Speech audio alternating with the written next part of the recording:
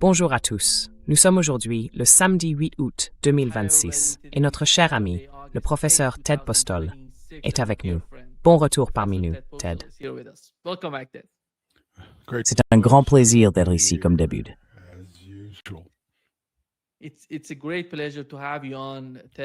C'est un grand plaisir de vous recevoir, Ted. Et je voudrais commencer par les derniers rapports selon lesquels il y aurait une sorte de divergence entre l'administration Trump, Pete Hegseth, et ce qui a été rapporté par CNN et Reuters. CNN a indiqué que 80% des missiles intercepteurs THAAD avaient été épuisés pendant la guerre entre les États-Unis et l'Iran, ainsi qu'environ 50% des intercepteurs du système Patriot. L'autre information vient de Reuters. Il a été rapporté que les attaques AMS et les prismes, ces missiles offensifs, avaient eux aussi été épuisés.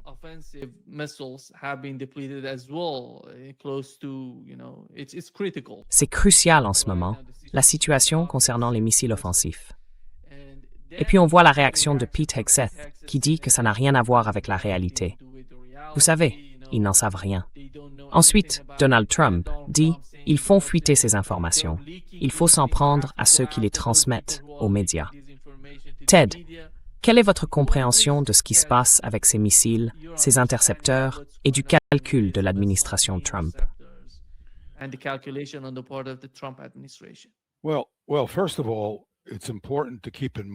Eh bien, d'abord, il est important de garder à l'esprit que ce n'est pas clair.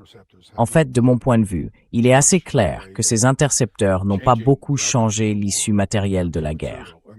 Je veux dire, la défense antimissile a un aspect psychologique important. Et c'est ainsi que, personnellement, d'après ma propre compréhension, j'ai pu expliquer pourquoi la défense antimissile s'est maintenue avec autant de constance comme activité, du moins dans les activités militaires américaines. C'est compréhensible. Et je pense que c'est compréhensible du point de vue d'une réaction existentielle. Les gens veulent pouvoir se défendre. Et vous savez, la défense antimissile ne diffère pas de n'importe quel autre système défensif. On construit des murs autour des châteaux, on creuse des douves.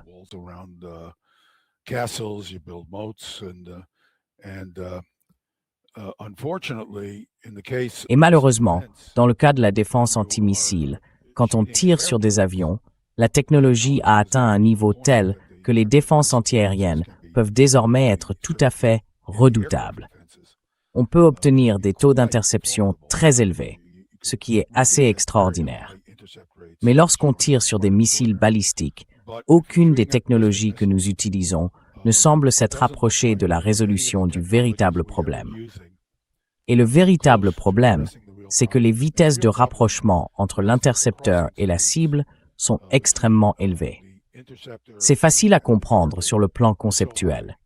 Prenons l'exemple d'un missile balistique venant d'Iran vers, disons, Israël ou même vers le Golfe Persique, parce que le missile attaquant peut être lancé sur une trajectoire très haute et atteindre des vitesses élevées dans la zone de la cible.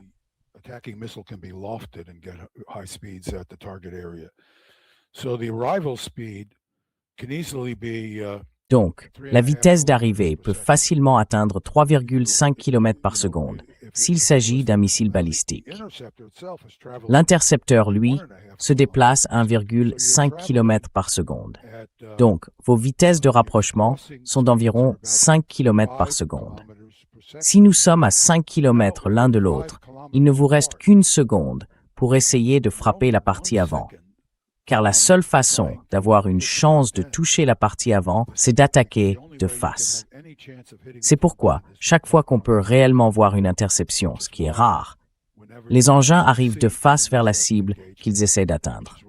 Or, à 5 km, vous n'avez tout simplement pas la résolution nécessaire pour savoir exactement où se trouve le missile.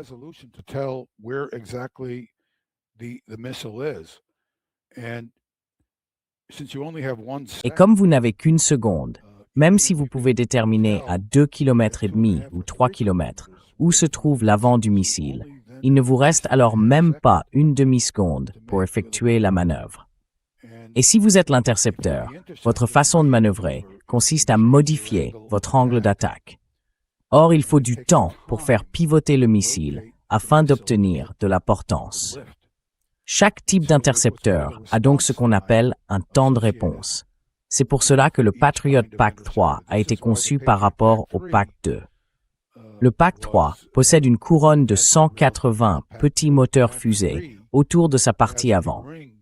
Il propulse de manière explosive l'intercepteur vers un angle d'attaque où il peut obtenir de la portance en un délai très court. Car les ailettes à l'arrière ne sont pas assez puissantes, elles ne peuvent pas générer suffisamment de portance pour faire pivoter l'intercepteur assez vite.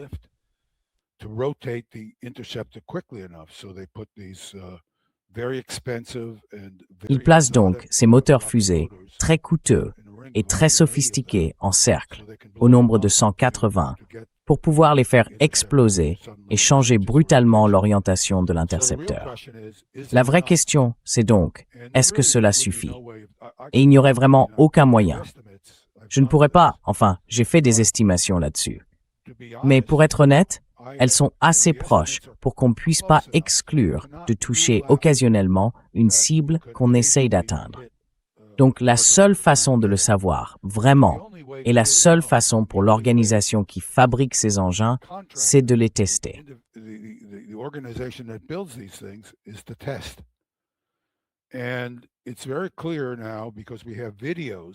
Et c'est très clair maintenant, parce qu'on a des vidéos d'engagement et de nombreux décomptes d'ogives entrantes.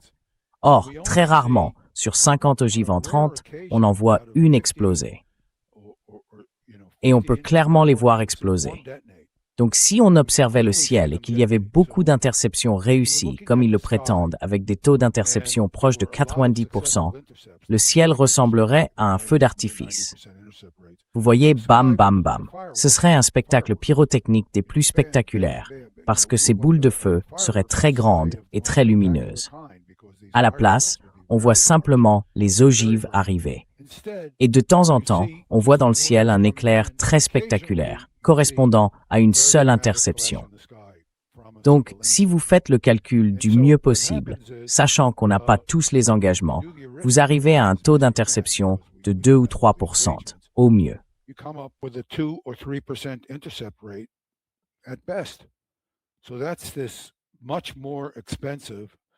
C'est donc cet intercepteur PAC-3, bien plus cher, à 4 millions de dollars l'unité. Au final, vous dépensez des sommes considérables pour réaliser un très petit nombre d'interceptions. Vous ne réduisez donc pas vraiment le niveau des dégâts causés par des attaques de masse, ni même par des attaques isolées. Vous savez, nous avons énormément de vidéos. Ce n'est pas la guerre du Golfe de 1991. Aujourd'hui, toutes ces personnes ont des caméras vidéo dans leur téléphone. Ces caméras sont extraordinairement performantes. Elles captent très bien la lumière et offrent une très bonne résolution. Nous avons donc des tonnes de vidéos, contrairement à la guerre du Golfe de 1991, où nous ne pouvions nous appuyer que sur les images tournées par des équipes de télévision installées sur les toits des immeubles.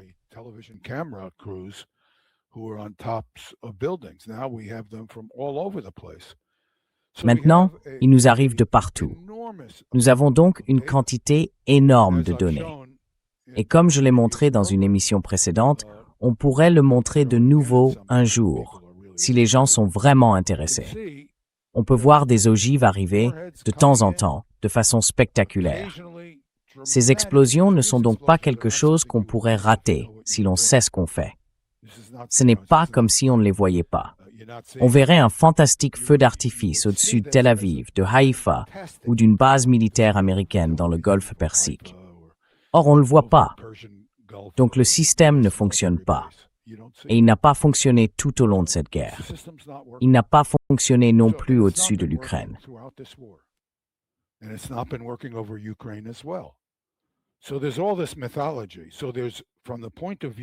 Il y a donc toute cette mythologie.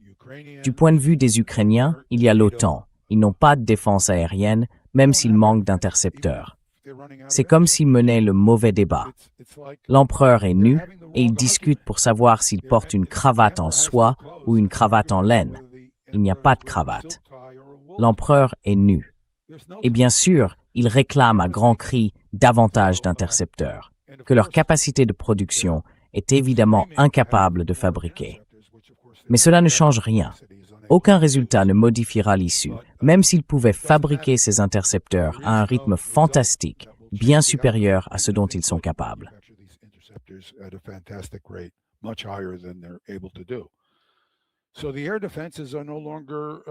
Donc, les défenses aériennes ne sont plus vraiment utiles contre des missiles balistiques. C'est aussi simple que ça. Et elles ne l'ont jamais vraiment été. Ce n'est pas nouveau. C'est simplement qu'il y a eu énormément de dissimulation des dégâts, en particulier de la part des Israéliens, qui ont fait un très bon travail pour les cacher. Mais nous savons que les dégâts en Israël sont très très importants. Nous le savons à cause de déclarations que Netanyahou a faites à Trump, montrant qu'il est aussi inquiet.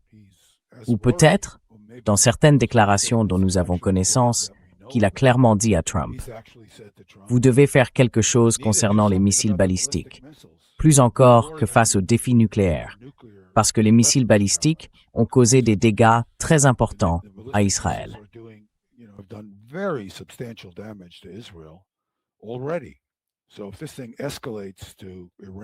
Donc, si la situation dégénère et que l'Iran se remet à attaquer Israël régulièrement, comme il l'a fait plus tôt dans cette guerre, les dégâts vont être considérables. Et l'Iran a déjà réussi, en gros, à fermer les bases militaires exploitées par les États-Unis dans le Golfe Persique. Elles sont désertées. Tous ces soldats sont logés dans des hôtels. Et cela a eu un effet sur les politiques des États du Golfe. On voit déjà l'Arabie saoudite se demander si sa politique d'opposition agressive à l'Iran est viable, si elle devrait adopter une approche plus souple, plus flexible envers l'Iran. On l'a vu. Le Pakistan, l'Iran et la Turquie ont désormais un accord de défense mutuelle. On ne sait pas exactement à quoi il ressemble, mais il semble pouvoir être très solide.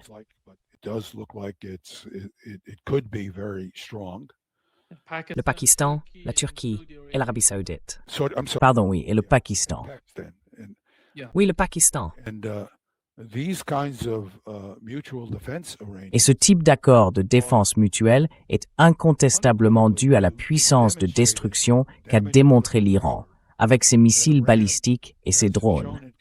Les drones peuvent infliger des dégâts d'une autre manière. Ils peuvent être interceptés. Les capacités de ces systèmes d'interception sont telles que, les vitesses de rapprochement n'étant pas extrêmement élevées, les taux d'interception peuvent être très élevés. Mais utiliser un intercepteur à 4 millions de dollars contre un drone à 30 000 dollars, ce n'est pas une équation gagnante, même pour les États-Unis. Vous ne pouvez pas vous le permettre. En plus, l'adversaire peut fabriquer un nombre illimité de drones parce qu'ils sont si peu coûteux qu'on peut les produire en quantité énorme. Et les drones peuvent aussi être reprogrammés. Ils ont donc la capacité de recevoir des informations pendant qu'ils se dirigent vers une cible via des liaisons satellitaires.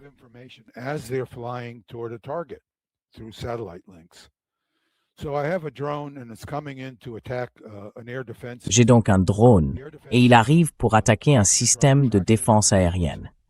Le système de défense aérienne détecte le drone, le suit, puis le détruit. Je sais que le drone a été détruit parce que je communique avec lui. Maintenant, j'ai un autre drone qui arrive. Il arrive simplement sans qu'on lui ait encore assigné de cible à attaquer.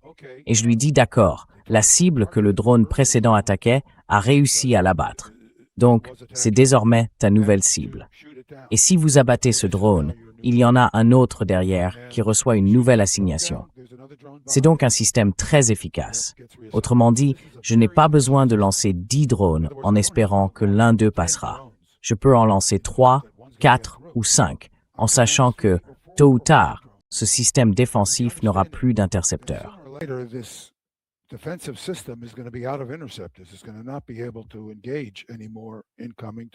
Il ne pourra plus engager aucune cible entrante. Donc, l'efficacité avec laquelle je peux submerger la défense aérienne est astronomiquement plus élevée que si j'arrivais au hasard en la submergeant par le nombre. C'est une capacité dévastatrice pour l'avenir des défenses aériennes. À l'heure actuelle, je ne suis pas sûr de savoir quoi dire sur l'avenir des défenses aériennes. Elles ne sont peut-être plus viables. Mais à un certain niveau, je pense qu'il faut en avoir. Simplement, je ne sais pas comment faire. Honnêtement, je ne sais pas. On peut avoir davantage de canons parce que les drones se déplacent lentement et qu'on peut les engager avec des canons anti-aériens.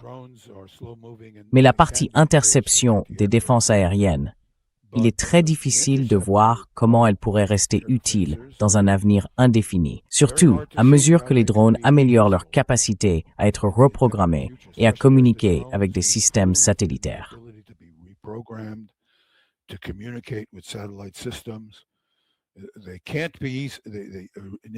Au départ, ils pouvaient être facilement brouillés.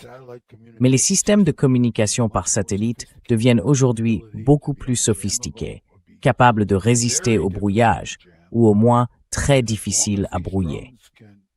Et tant que ces drones peuvent maintenir un certain niveau de communication, il sera extrêmement difficile de conserver des systèmes de défense aérienne face à eux. Les drones posent donc un problème technique totalement différent, mais c'est un problème écrasant. Et les missiles balistiques posent un autre problème technique, également totalement différent, mais eux aussi mettent en échec les intercepteurs de défense aérienne. Je pense donc que nous voyons se profiler une crise pour l'avenir des systèmes de défense aérienne et pour ce que nous devrons faire afin de les rendre opérationnels.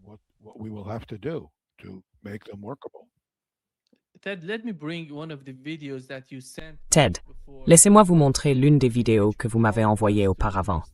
Bien sûr, absolument. Elle pourrait nous aider à comprendre de quoi vous parlez. La voici. Laissez-moi juste vérifier. Parce que nous avons ces vidéos qui montrent comment les intercepteurs parviennent à... Oui, voici la vidéo.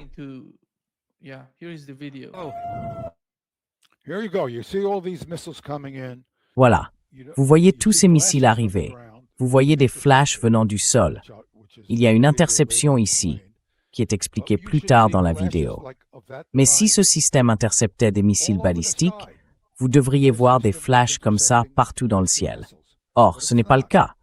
Donc ici, dans cet ajout, vous voyez ces missiles arriver. Ce sont des flashs, mais ils viennent des explosions des ogives au sol, pas dans le ciel. Vous devriez les voir dans le ciel. Très bien. Voici la même séquence montrée plus tôt, et elle va brusquement ralentir. Vous voyez 3 ogives qui se suivent, puis ça ralentit d'un coup, et vous voyez cet immense flash dans le ciel. Quand on ralentit l'image, c'est beaucoup plus facile à voir.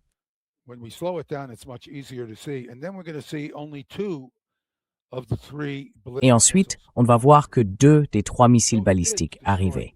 Donc il a bien détruit l'un des missiles balistiques. Mais tout le reste est allé jusqu'au sol et a explosé. Ce sont des informations absolument sans ambiguïté, des données sur ce qui se passe réellement en ce qui concerne les explosions. Les vidéos vous montrent la réalité physique de ce qui se passe. Dans cette vidéo en particulier, vous allez voir 4 éclairs au sol, mais aucun éclair dans le ciel. C'est au ralenti. Dans cette vidéo vers la fin, on va voir des sous-munitions être... Là, c'est un éclair au sol qui illumine les nuages depuis le sol. Ensuite, on voit ce missile arriver. Le missile laisse une traînée de sous-munitions. Il touche le sol et explose lui aussi.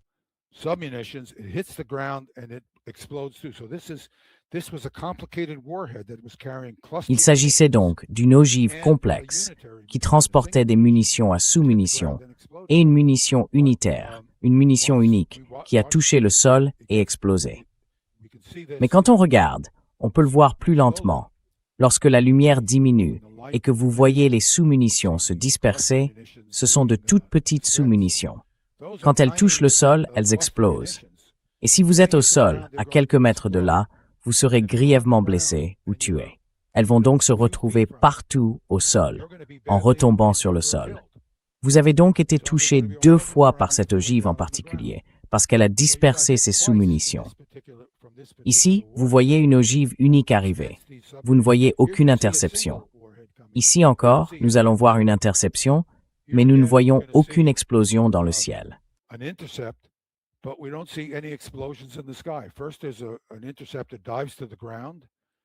D'abord, il y a un intercepteur qui plonge vers le sol. Puis nous allons voir au ralenti. Ça, c'est une explosion. C'est donc ça que vous devriez voir dans le ciel, mais c'est unique. Tout le reste est au sol. Toutes les explosions sont au sol. Donc même quand vous n'avez pas une attaque intense, autrement dit un grand nombre d'intercepteurs arrivant en même temps, vous ne touchez toujours pas les missiles balistiques. C'est la preuve qu'il n'est même pas nécessaire de saturer la défense avec un grand nombre d'intercepteurs pour la vaincre.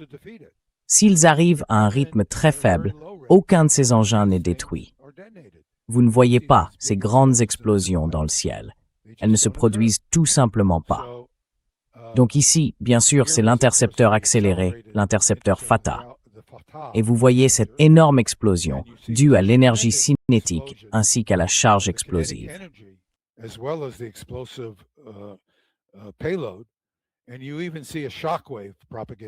Et on voit même une onde de choc se propager vers l'extérieur. Cette explosion est si intense qu'on voit une onde de choc s'en propager.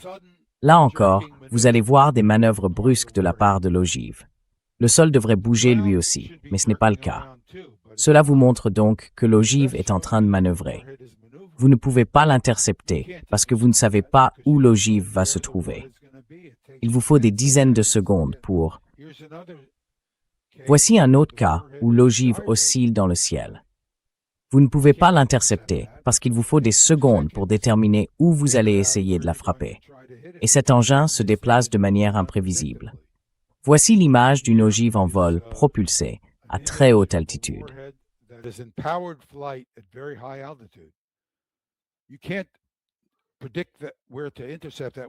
On ne peut pas prévoir où intercepter ça avec un intercepteur THAAD, parce que c'est propulsé. Ça avance. Le temps nécessaire pour savoir où effectuer l'interception est trop long pour savoir où le positionner. Et là encore, vous allez voir un train d'objets qui arrive. Et ici, vous verrez une interception, et je vais vous la montrer. Au fil des événements, en temps réel, on voit une interception identifiée. La voilà. Ce n'est pas facile à distinguer, mais je repasse le train d'objets qui arrive. Je m'arrête sur l'interception, et image par image, je vous montre l'explosion. Or, s'il y avait des interceptions, le ciel serait illuminé par ce genre d'explosion. Ce serait un feu d'artifice. Donc il n'y a, vous savez, pas d'interception. On voit des dizaines et des dizaines de missiles arriver, et seulement quelques interceptions sur ces dizaines.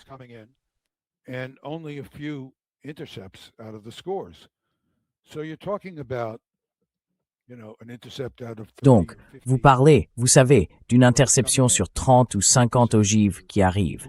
Eh bien, ça fait un taux d'interception de 2 ou 3%. Ce n'est pas bon. Ce n'est pas un système qui fonctionne. Il ne fait pas ce qu'on attend d'une défense aérienne. Donc je pense que la partie est terminée.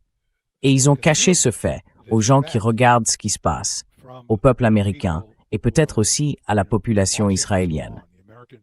Mais voilà, vous écoutez quelqu'un sur la National Public Radio et le type dit, eh bien, vous savez, le taux d'interception est de 95%.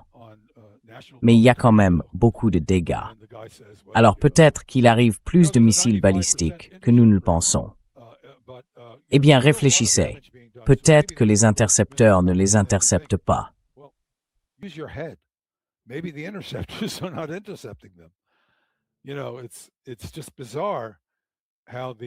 Vous savez, c'est vraiment bizarre, ces journalistes.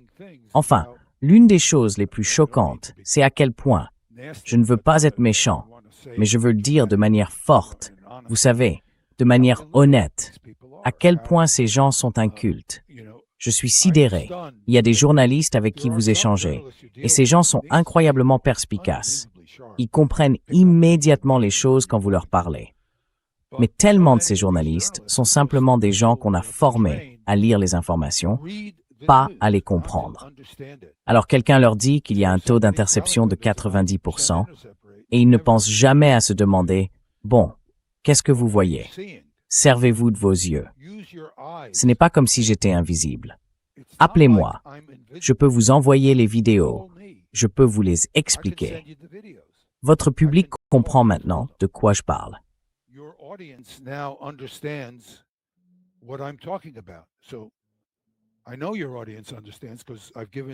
Je sais que votre public comprend parce que j'ai montré ces vidéos et d'autres présentations et j'ai des retours. Les gens m'écrivent. Ils comprennent ce qu'ils regardent quand quelqu'un les aide à expliquer ce qu'ils voient. Il n'y a pas, vous savez, on comprend facilement pourquoi ils ne comprennent pas ce qu'ils voient. Parce que, vous savez, il faut savoir ce qu'on cherche et ce qu'on regarde. Mais quand quelqu'un vous l'explique, c'est pas difficile à comprendre. Et je ne reçois aucun appel de journaliste des médias traditionnels. Aucun. C'est comme si je n'existais pas. Pourtant, vous savez, ils ne peuvent pas être à ce point obtus. Ou alors peut-être que si. Je n'en sais rien.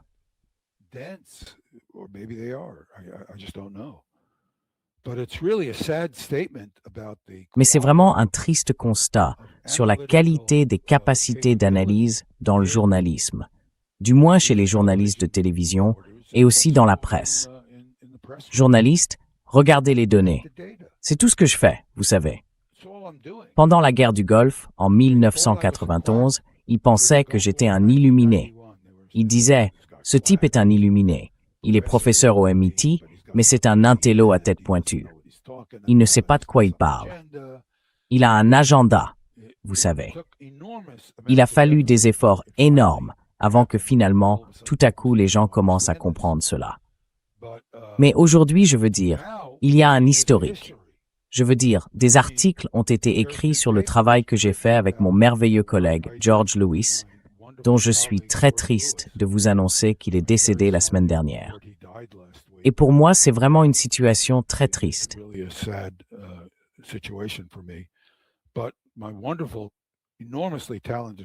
Mais mon merveilleux collègue, George Lewis, qui est extrêmement talentueux, et moi-même, nous avons découvert tout cela et nous l'avons exposé dans des articles. D'autres personnes ont écrit des articles pour analyser ce que nous avons fait. L'American Physical Society a mené une analyse approfondie par un panel et n'a trouvé absolument rien à corriger ou à critiquer. Rien. Un score parfait. 100%. Donc vous savez, tout ce qu'un journaliste a à faire, c'est lire ces articles, m'appeler et me demander de lui expliquer ce qui se passe. Et vous n'avez pas besoin de 10 ans d'études supérieures pour comprendre si quelqu'un vous explique ce que vous regardez. Et pourtant, il continue de rapporter des taux d'interception de 90%.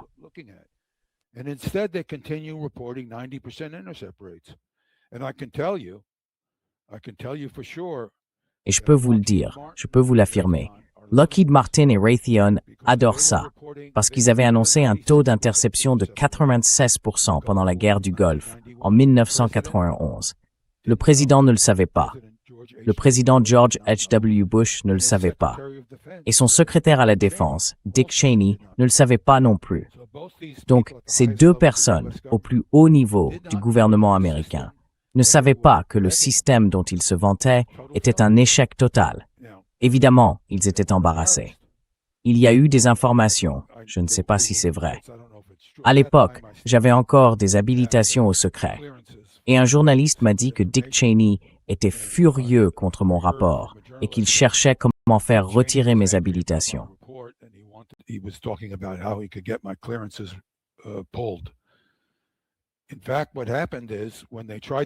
En fait, voici ce qui s'est passé. Quand ils ont tenté de renouveler mes habilitations, quelque temps plus tard, je leur ai dit « Gardez-les. Je ne veux pas qu'elles soient renouvelées.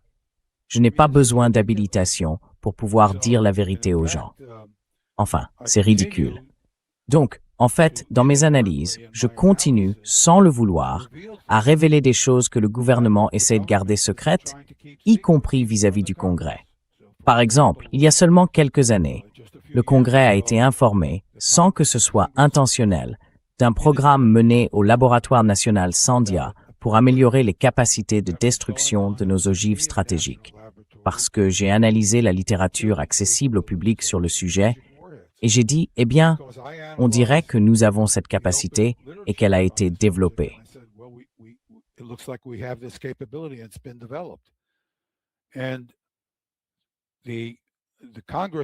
Et le Congrès avait expressément demandé au ministère de la Défense de ne pas développer des capacités accrues dans ce domaine. Et ils ont découvert que le ministère de la Défense avait quand même continué, malgré leurs instructions. Contre qui était-il en colère? Eh bien, contre moi. C'était moi, le type en question.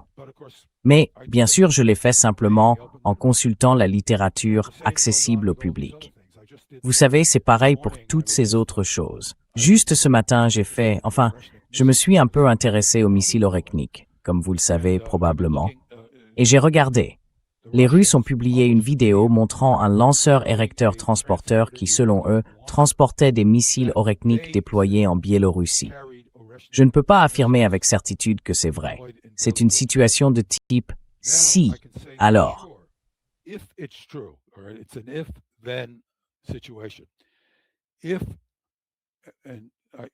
Je ne vois aucune raison pour laquelle les Russes auraient une raison de mentir à propos de cet incident précis.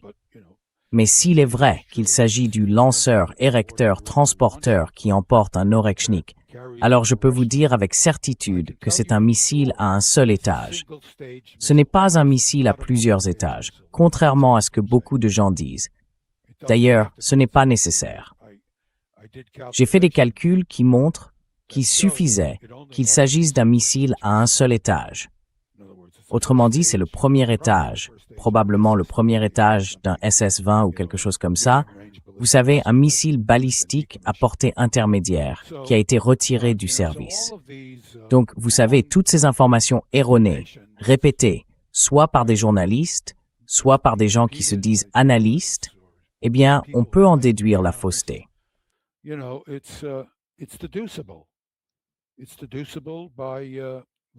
On peut le déduire en examinant les informations accessibles au public. Et on peut le déduire de la même manière que les services de renseignement le feraient. Les services de renseignement n'ont aucun moyen magique de voir à l'intérieur des bâtiments où sont produits les Oreknik, mais ils peuvent voir les véhicules censés les transporter.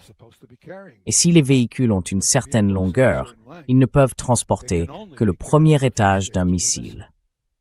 Ce n'est pas difficile à établir. Bien sûr, ils ont des ressources que des gens comme moi n'ont pas. Mais aujourd'hui, beaucoup de ressources sont accessibles. Encore faut-il savoir ce qu'on regarde. Vous avez donc des institutions comme l'Institut de Monterey. Elles ont beaucoup d'argent pour acheter des moyens de reconnaissance par satellite, mais elles n'ont pas beaucoup d'expertise technique.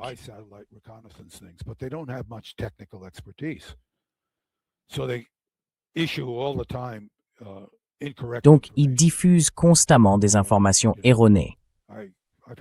Vous savez, j'ai eu des accrochages avec Jeffrey Lewis, ce type qui se présente à tort comme un expert technique. Ce n'est qu'un politologue. Et il n'y a aucun problème à être politologue, mais on ne devrait pas se présenter comme expert technique quand on est formé en sciences politiques. Et vous savez, il a diffusé beaucoup de fausses informations, d'informations inexactes. Mais il a ses copains dans la presse qui les relaient. Donc, vous savez, il y a toutes sortes de faux articles. Je pourrais même en faire un sujet, parce que je les collectionne dans le New York Times, sur des missiles balistiques que les Nord-Coréens auraient, alors qu'ils ne les ont pas et ne les ont jamais eus.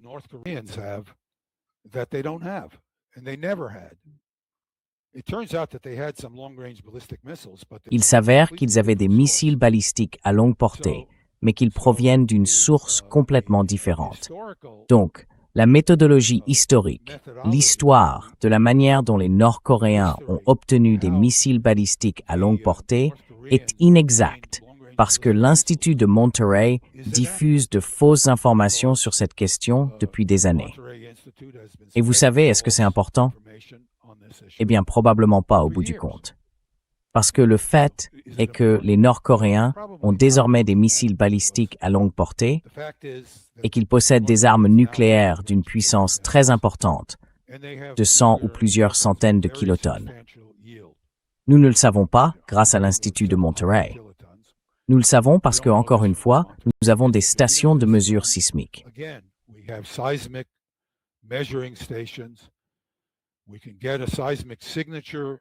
On peut obtenir une signature sismique à partir de l'essai. Il y a d'énormes incertitudes quant à la façon dont l'onde sismique se propage à travers la croûte terrestre, qui n'est pas homogène. Nous n'avons donc pas de mesure d'amplitude très précise, mais on connaît tout de même l'ordre de grandeur, à un facteur 2, 3 ou 4 près. Et vous savez, la différence entre 100 kilotonnes et 300 kilotonnes est importante. Mais si c'est 100 kilotonnes, vous ne devriez pas être sûr que ce soit 100 kilotonnes plutôt que 300. Cela vous indique donc qu'il dispose d'une capacité de destruction très importante. Donc vous savez, les grandes lignes de ce à quoi nous sommes confrontés sont connues. Et la communauté du renseignement n'en sait peut-être pas plus que moi sur une question donnée. En fait, elle peut même en savoir moins parce que, vous savez, elle est prisonnière de ses habitudes.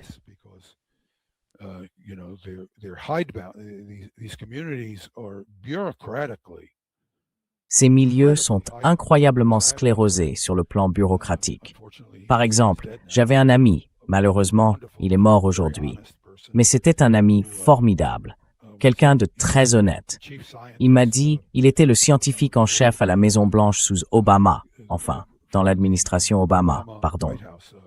Et vous savez, un jour, il vient me voir, il m'appelle, on était de vieux amis, et il me dit, j'essaie d'en savoir plus sur le programme iranien de missiles. Et on n'arrête pas de me servir ces briefings ultra sophistiqués. Vous savez, enfin.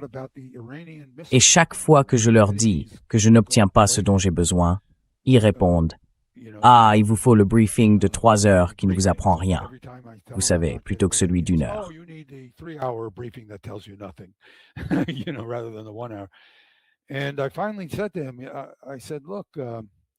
Et je lui ai finalement dit, écoutez, vous devez exiger d'avoir une réunion avec les analystes qui font le travail à la CIA ou à la Defense Intelligence Agency. Il y a des analystes aux échelons inférieurs. En fait, j'étais ami avec l'un d'eux. Et cet analyste en particulier, avec qui j'étais ami, est malheureusement mort, lui aussi, maintenant. Il est décédé. Vous savez, ce type était un brillant ingénieur en missiles balistiques. Et il travaillait en fait pour Lockheed. Et Lockheed le louait à un tarif représentant un multiple énorme de son salaire. C'est incroyable pour moi. Il sous-payait vraiment ce type. C'était un vrai ingénieur, et Lockheed l'a eu à bon compte. Il lui versait un salaire terrible.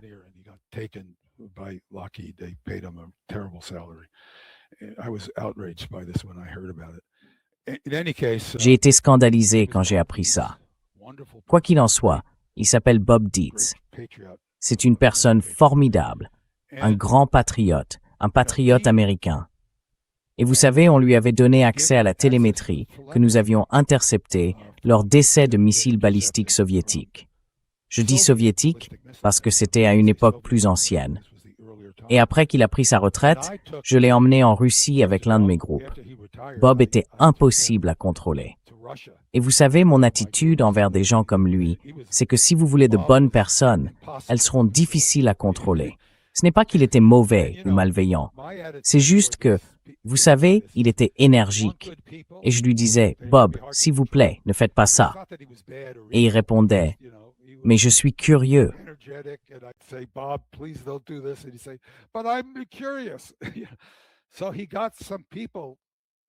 Alors, il a réussi à trouver des gens pour l'emmener dans un musée où ils avaient leurs missiles balistiques. Malheureusement, je n'ai pas pu les accompagner. Et quand il revient, il est ravi.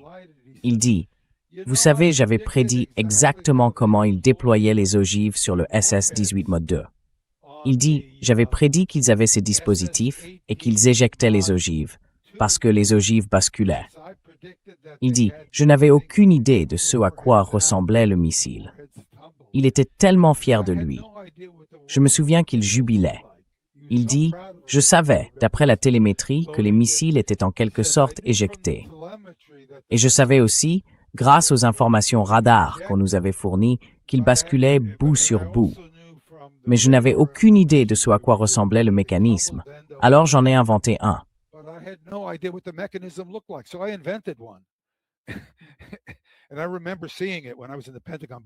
Et je me souviens de les avoir vus quand j'étais au Pentagone, avant même de le connaître. J'avais ces livres, et vous savez, ces plans du SS-18 soviétique. Il y avait différents modèles. Et je me suis dit, comment est-ce qu'ils savent ça? À l'époque, je commençais tout juste à apprendre comment fonctionnait le système. Et bien sûr, je ne savais pas que, des années plus tard, je rencontrais ce type. Je le présentais toujours à mes amis comme le type qui avait conçu le SS-18 soviétique. J'ai donc eu la chance de rencontrer certaines de ces personnes. Et c'est comme ça que le système comprend ce qu'il regarde. Les gens viennent parfois me voir et me demandent « Comment pensez-vous savoir ce que vous savez ?» Eh bien, je réponds « Vous savez, j'ai accès à certaines données. »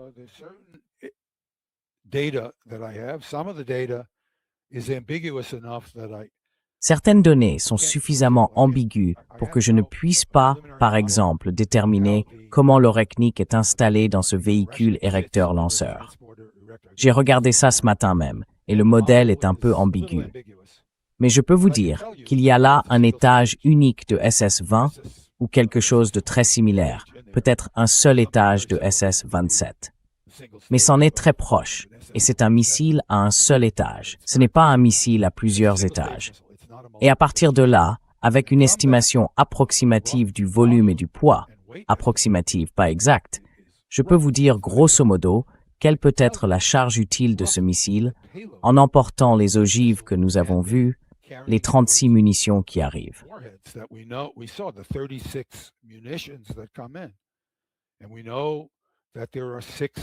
Et nous savons qu'il y a 6 dispositifs qui en déploient chacun 6, parce que nous en avons des images. Lorsqu'ils atteignent la haute atmosphère, ils ralentissent parce qu'ils ont déployé leurs ogives. Nous avons donc un modèle très approximatif du missile Orekhnik. Et je suis assez sûr que le modèle très approximatif que j'ai est, dans les grandes lignes, correct. Je ne peux pas vous dire qu'il est exactement correct. Mais je peux vous dire que c'est une assez bonne reproduction de l'apparence de ce missile, du moins dans la configuration que nous avons vu utiliser. Maintenant, ce que je me demande, et ce n'est pas une prédiction, c'est à quel moment les Russes vont comprendre qu'ils peuvent rendre l'Orekhnik bien plus destructeur en reprenant l'idée du Fatah et en l'utilisant sur l'Orekhnik.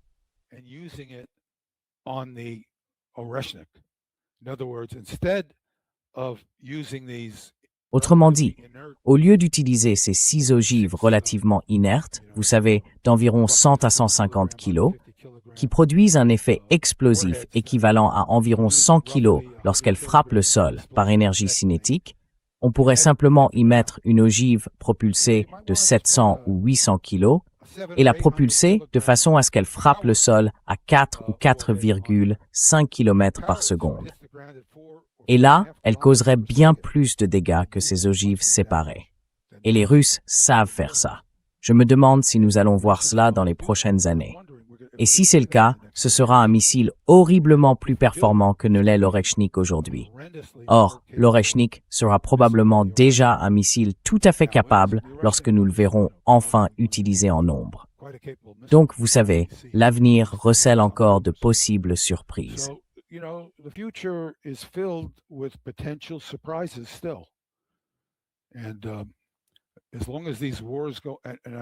Et tant que ces guerres se poursuivront, je pense que nous continuerons à voir le type d'évolution dont je parle, parce que l'Occident n'y est pas intéressé. Ou peut-être qu'il n'en est pas capable, parce que les dirigeants politiques sont tellement, je ne sais pas, peut-être diriez-vous, qu'ils sont en état de mort cérébrale. Il faut des dirigeants politiques instruits. Ils n'ont pas besoin d'être formés à la technologie. Ils doivent être formés à la politique et suffisamment instruits pour savoir qu'ils doivent demander à leurs meilleurs experts militaires et techniques, les mieux informés, quelle est la situation réelle. Donc, si vous allez aujourd'hui à la Maison-Blanche, je suis presque certain que personne ne comprend que le système russe d'alerte précoce n'est pas à la hauteur du nôtre.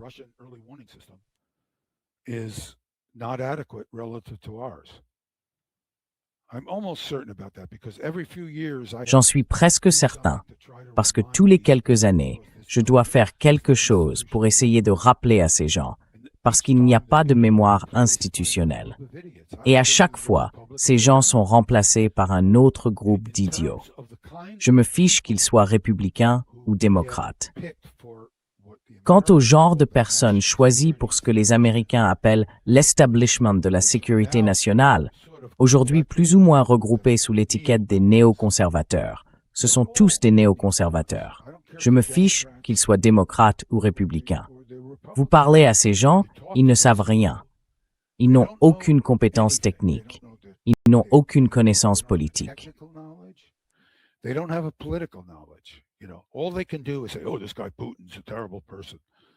Tout ce qu'ils savent faire, c'est dire « Oh, ce type, Poutine, est une personne terrible. » Eh bien, écoutez ce qu'est cet homme. Cet homme n'a jamais menacé de quoi que ce soit qu'il n'était pas capable de mettre à exécution. Et vous pensez que c'est quelqu'un de terrible parce qu'il a fourni des renseignements de reconnaissance satellitaire aux Iraniens? Ce n'est pas quelqu'un de terrible. Ce qu'il fait, c'est ce qu'il avait promis aux Américains de faire. Il a dit aux Américains que si vous continuez à fournir des renseignements de reconnaissance satellitaire aux Ukrainiens, nous trouverons un moyen de vous le faire payer à l'avenir. Pourquoi êtes-vous surpris que des informations de reconnaissance russes soient accessibles aux Iraniens? Pourquoi êtes-vous surpris que ce type d'informations soit accessible depuis la Chine?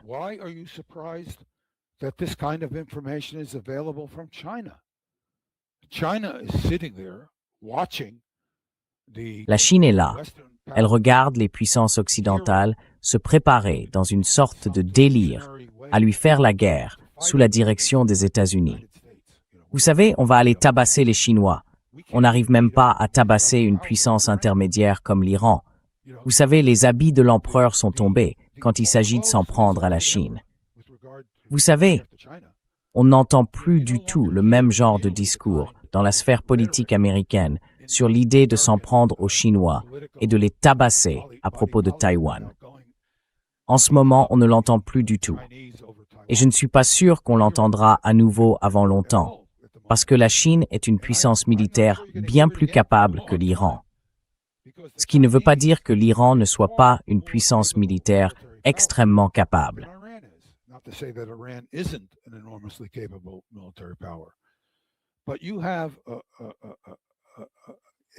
Mais vous avez un establishment qui s'est rendu par son propre comportement imperméable aux informations venant de l'extérieur. Tous ces gens ne parlent qu'entre eux. Quiconque a autre chose à dire est catalogué comme un illuminé. Alors, j'ai écrit cet article quand Trump s'est retiré, de façon absolument insensée, du traité sur les forces nucléaires intermédiaires. J'étais stupéfait et furieux. J'ai donc écrit cette étude extrêmement rigoureuse sur la manière dont les États-Unis avaient saboté malhonnêtement ce qu'on appelle le reset russe. C'était une période qui a commencé en 2009 sous Obama, où il était soi-disant question d'un reset avec la Russie. Nous devions réinitialiser les relations entre la Russie et les États-Unis.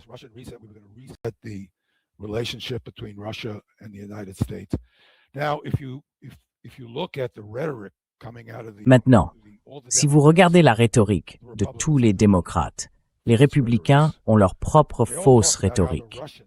Ils parlent tous de ce que font les Russes. Vous savez, écoutez Rose Gottemoeller. Elle est à Stanford maintenant. Et elle ne devrait pas être autorisée à être universitaire. Ce n'est qu'une militante politique. Elle dit des choses qui sont intellectuellement indéfendables. Et on l'autorise à encadrer des étudiants. Enfin, Et il y a cet autre type avec elle. Ce type, Colin Kahl. Il est là-bas. Ils viennent de le nommer à la tête d'un institut. Ce type ne devrait être autorisé à entrer dans une salle de cours avec personne, parce qu'il est ignorant. Donc, je suis assis dans un séminaire à Stanford.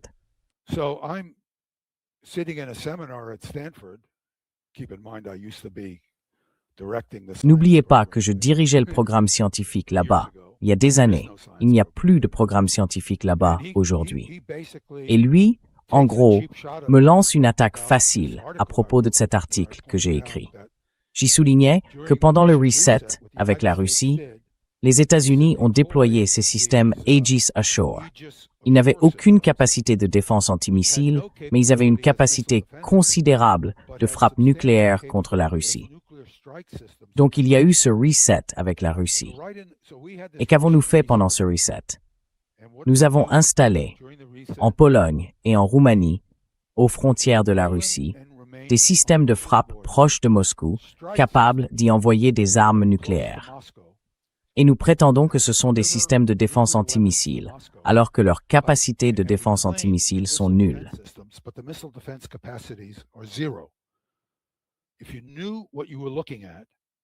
Si vous saviez ce que vous regardez, si vous compreniez le radar, comme moi, et si vous compreniez les trajectoires des intercepteurs, comme moi, vous sauriez, comme je l'ai écrit, que ce système ne peut pas espérer intercepter des missiles balistiques à longue portée, comme les missiles balistiques iraniens qu'il présumait, et qui ne sont toujours pas apparus. Donc c'était censé être les grands méchants missiles balistiques iraniens. Pourquoi l'Iran voudrait attaquer les États-Unis avec des armes nucléaires et se faire ensuite incinérer en représailles? Ça me dépasse.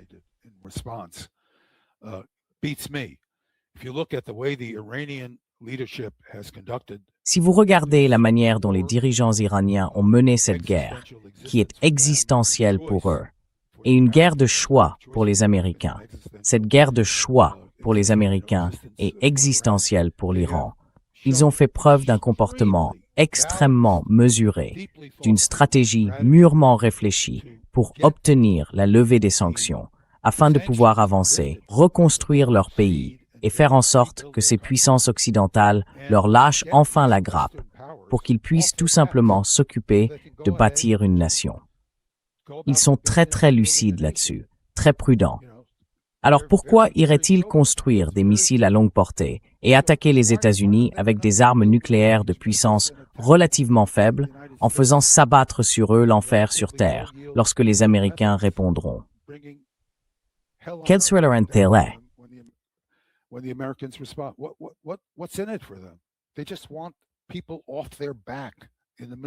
Ils veulent simplement qu'on leur fiche la paix au Moyen-Orient, en Asie du Sud-Ouest. Alors, regardez cette bande d'idiots que les Américains ont mise en place. Il y a ce type, Colin Kahl, qui, soit dit en passant, a supervisé le retrait américain de Kaboul. Et c'est un autre sujet de discussion, l'immoralité de ce que les Américains ont fait. J'ai été en contact avec un Afghan qui travaillait comme interprète pour nous. Je viens de le rencontrer aux États-Unis. Il a réussi à entrer de justesse avec sa femme enceinte.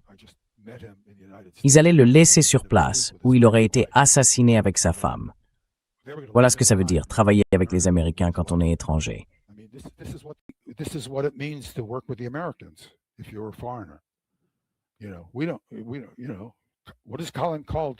Vous savez, Vous savez qu'est-ce que Colin Kahl en a à faire de cet homme et de sa femme?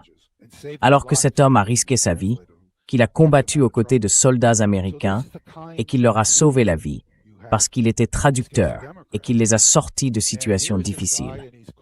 Voilà donc le genre de dirigeant que vous avez. Dans ce cas-ci, un démocrate. Et voilà ce type qui m'insulte littéralement, parce que j'ai écrit cet article. Je défie qui que ce soit d'y trouver une seule erreur technique. Cet article éclaire ce qui s'est réellement passé. Donc, le rapprochement avec la Russie a échoué à cause de la mauvaise gestion de cette prétendue initiative politique par les gens aux États-Unis, les gens d'Obama, l'administration Obama, Mike McFaul, ce type qui passe son temps à parler de Poutine. Il n'y connaît rien.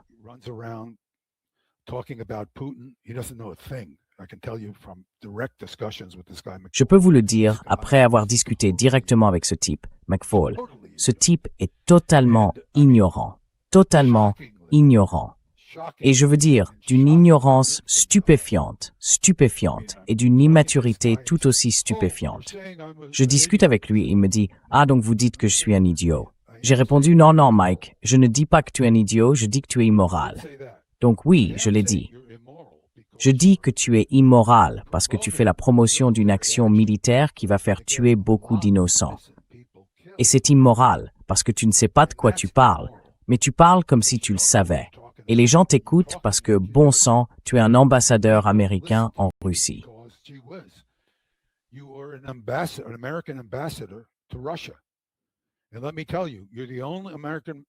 Et laissez-moi vous dire une chose. Vous êtes le seul ambassadeur américain en Russie qui n'a absolument aucune cervelle. J'en ai rencontré plusieurs de ces gens-là, et ils sont au sommet du raffinement intellectuel et politique. Et vous êtes tout en bas. Vous êtes en dessous de zéro. Et qu'Obama, en tant que président, ait pu choisir un individu comme cet homme-là, pour moi ça en dit long.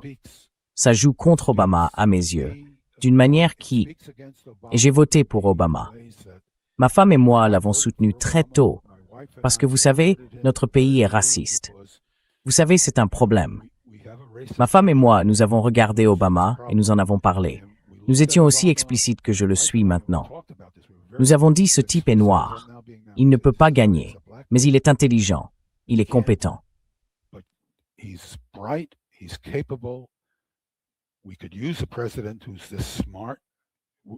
On aurait bien besoin d'un président aussi intelligent. Voilà la conversation que nous avons eue.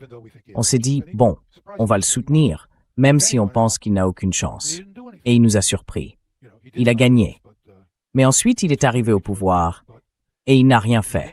Enfin, il a fait certaines choses, mais il n'a pas eu le courage de mettre en œuvre la vision dont il parlait. Cette vision. Et même aujourd'hui, je l'écoute et je me dis, quel homme intelligent. Vous savez, il a un bon sens de l'humour. Il parle avec sagesse, pas seulement avec des formules habiles. Et qu'est-ce que vous avez fait comme président? Vous avez mis ce crétin. C'était une insulte aux Russes. Et plus qu'une insulte, c'est notre adversaire potentiellement le plus dangereux. Ce que nous voulons faire, c'est trouver un moyen de coexister avec eux et de ne pas être constamment face à face à nous menacer mutuellement d'anéantissement.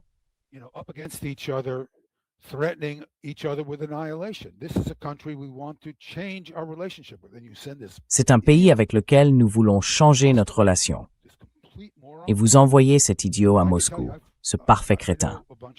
Et je peux vous le dire, je connais pas mal de Russes, donc j'ai aussi leur retour.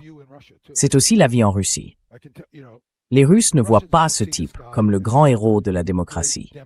Et les Russes que je connais ne sont pas des gens opposés à la démocratie. Ce sont des gens qui veulent voir la Russie devenir plus démocratique. Mais ils regardent ce type et ils disent « Waouh, comment avez-vous pu envoyer ce type comme ambassadeur américain ?» Et voilà où on en est. C'est l'établissement de la politique étrangère qui nous a donné la guerre en Iran. Et c'est lui qui nous a donné la guerre en Ukraine.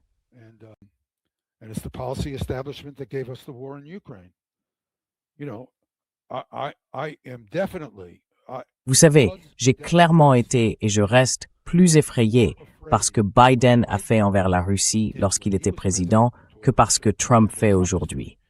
Et ce que fait Trump m'effraie beaucoup. Trump pousse tout simplement les Russes de la pire manière possible, en fournissant toute cette aide aux Ukrainiens et en les encourageant. Et bien sûr, cela s'est retourné contre lui. Dans le cas de l'Ukraine, Trump et l'OTAN ont donné aux Ukrainiens toutes ces ressources pour attaquer la Russie avec des drones.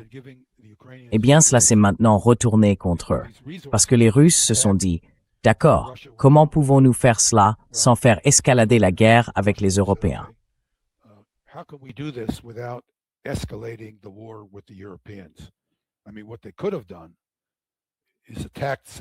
Je veux dire, ce qu'ils auraient pu faire, c'est attaquer certains de ces sites dans les États baltes ou en Allemagne, où tous ces drones sont fabriqués, préparés et d'où partent les livraisons. C'était une inquiétude. Je craignais qu'ils ne fassent monter la tension et qu'ils passent à l'action.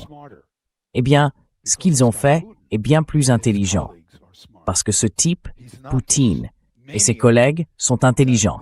C'est pas le maniaque que ce gars infantile, vous savez. McFaul veut nous dépeindre.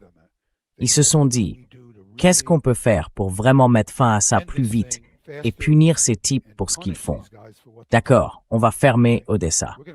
Et d'ailleurs, quand nous avons essayé de fermer Odessa plus tôt dans la guerre, nous avons eu un problème parce que le Sud global avait besoin des céréales ukrainiennes.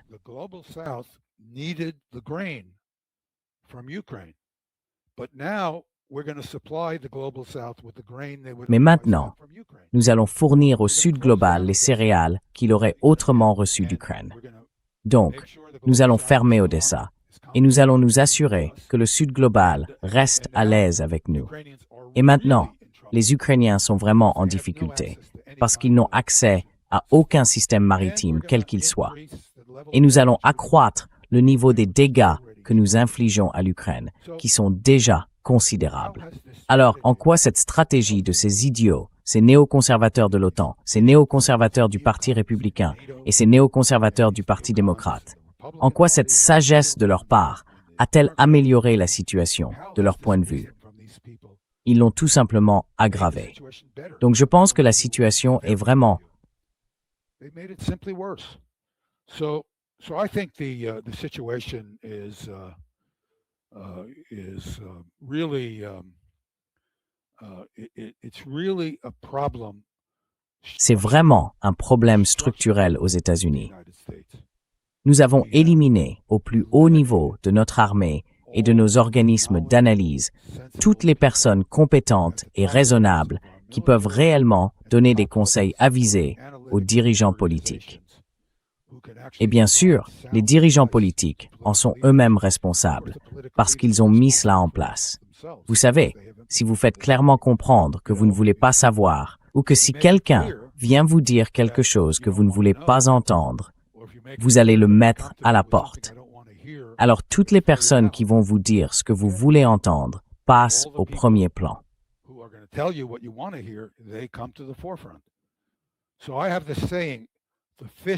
J'ai cette expression, le poisson pourri par la tête.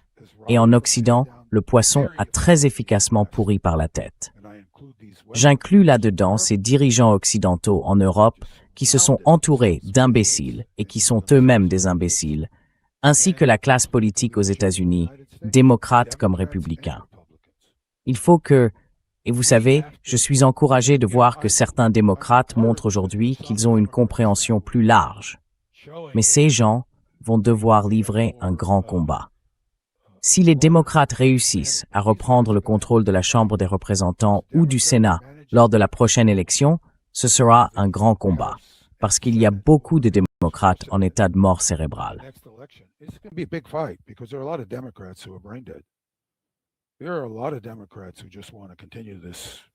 Il y a beaucoup de démocrates qui veulent simplement poursuivre cette voie irresponsable vers l'autodestruction et l'affaiblissement de notre pays en tant que puissance mondiale comme en tant que puissance intérieure. La moitié de notre population vit d'un salaire à l'autre, alors que nous sommes le pays le plus riche du monde. Je veux dire, regardez la parité de pouvoir d'achat des États-Unis. Je ne sais pas si elle est 3 fois supérieure à celle de la Chine ou, vous savez, 2 fois et demi. Et pourtant, il n'y a pas de famine en Chine. Il y a de la famine aux États-Unis. Comment est-ce possible? Qu'est-ce qui ne va pas en Amérique? Ce n'est pas le capitalisme.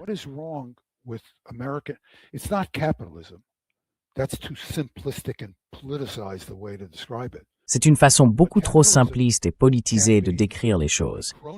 Mais le capitalisme peut être un capitalisme de connivence, comme aux États-Unis, où il vise à ne récompenser que des groupes de personnes spécialisées et restreints avec les bénéfices d'un système productif, tout en privant tous les autres de leurs droits. Ou bien, cela peut être un système plus juste. Les Chinois ont un système plus juste. Ce sont des capitalistes. Ils ont un marché. Ils ont des entreprises. Tout le monde veut dire qu'ils sont des concurrents déloyaux. Pourquoi? Leurs entreprises sont contrôlées. Si vous réalisez de gros bénéfices et que vous êtes une entreprise chinoise, vous devez accroître le soutien apporté à vos travailleurs.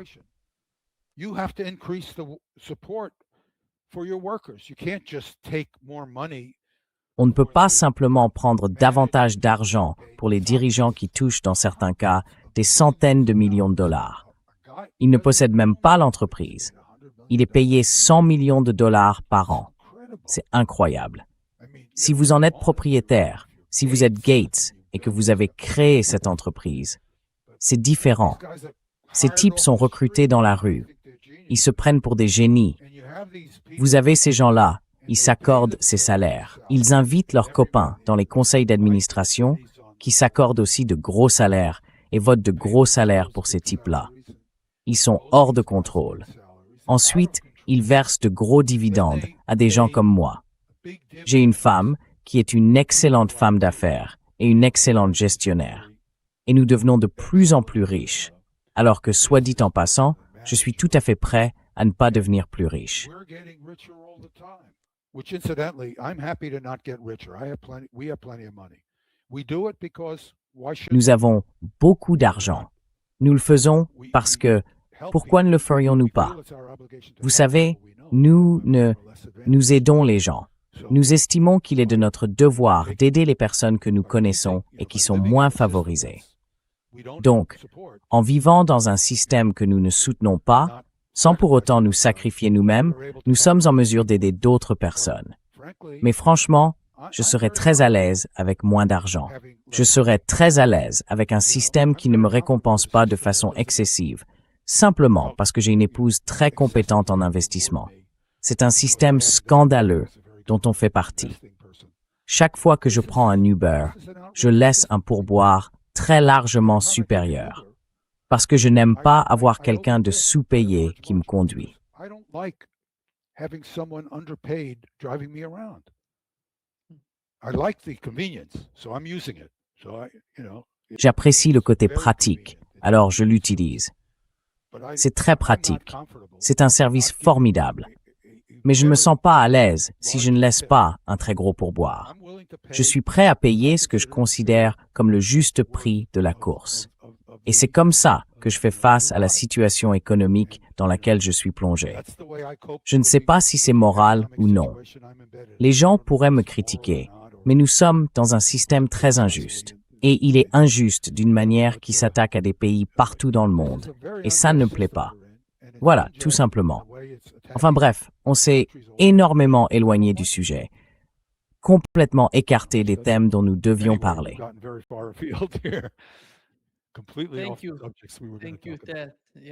Merci Ted.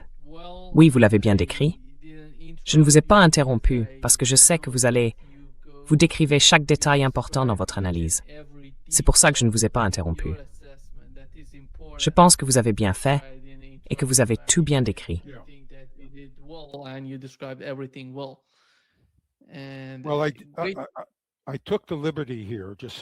Eh bien, je me suis permis de le faire pour que votre public comprenne. Parce que je suis dans une situation particulière. D'une manière ou d'une autre, j'ai été intégré à différents groupes. J'en ai tiré des enseignements, à la fois en les observant et dans certains cas sans même y participer directement, mais en pouvant voir les choses, vous savez, de l'intérieur. Je voulais simplement partager cette expérience avec votre public et vous donner une idée de la manière dont je l'évalue. Sinon, je n'ai rien à dire.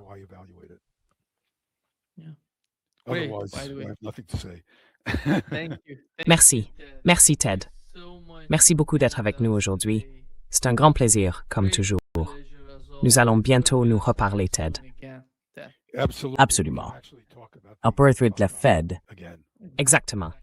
D'accord. Merci beaucoup, Ibrahim. Salut. Au revoir.